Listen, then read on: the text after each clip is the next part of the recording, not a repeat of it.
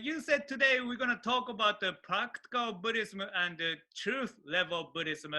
It sounds so beautiful, but average person like myself have no idea what's going on. So Yeah.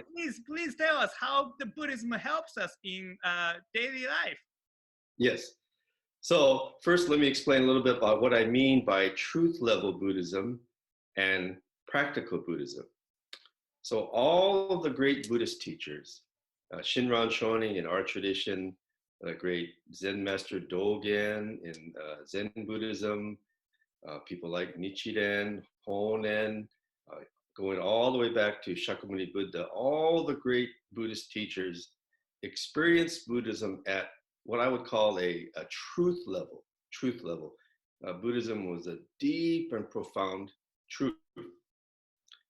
But those of us who aren't so wise and awakened like those great teachers, we're more interested in Buddhism from a practical level. Will Buddhism help me live a happier life? Will Buddhism help me live a more meaningful life? Will Buddhism help me resolve the many problems I have to face in life, like human relations, or facing a serious illness, or even overcoming our fears like fear of death or fear of getting the coronavirus? So we're looking at it at a more practical level. Some people even as far as will Buddhism help me lower my blood pressure or lower my cholesterol? Will it make me more serene? Will it give me more peace and tranquility in my life? So the average person, we're pursuing Buddhism on this practical level, but our great Buddhist teachers and masters are talking about it at this truth level. And so there's this kind of disconnect there sometimes. We don't understand their words because they're talking about Buddhism at this very profound truth level. To read Shinran Shonin's writings or Dogen's writings, very difficult. And because there's this sort of gap there. So how to bring the two together is a great challenge. So as a Buddhist minister, I try in my messages to help bridge this gap, to talk about Buddhism from a practical standpoint so that the newcomer to Buddhism will become interested and find a connection and then want to pursue Buddhism to where it has deep meaning and fulfillment for them.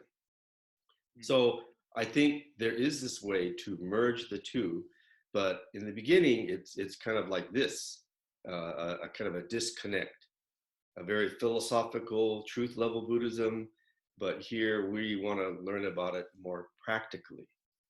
And so I think that there's many contemporary writers now, especially in America, they're really doing a wonderful job at talking about Buddhism from this practical level.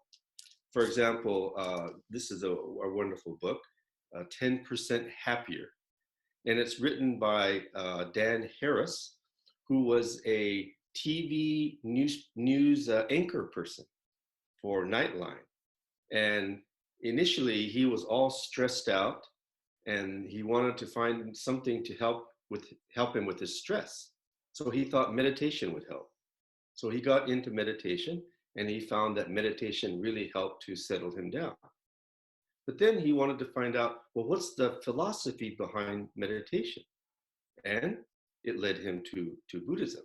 So now he's really a wonderful Buddhist teacher, but his initial interest was a very practical level.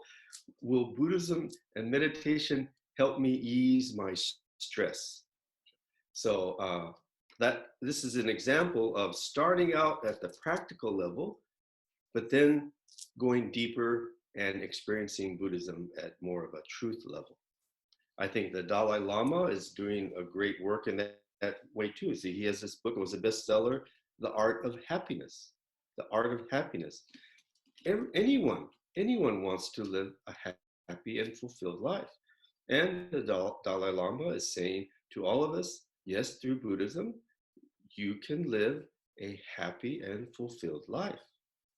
But you have to kind of go into it kind of deeply, and you have to experience it at this truth level to find the deepest meaning of happiness.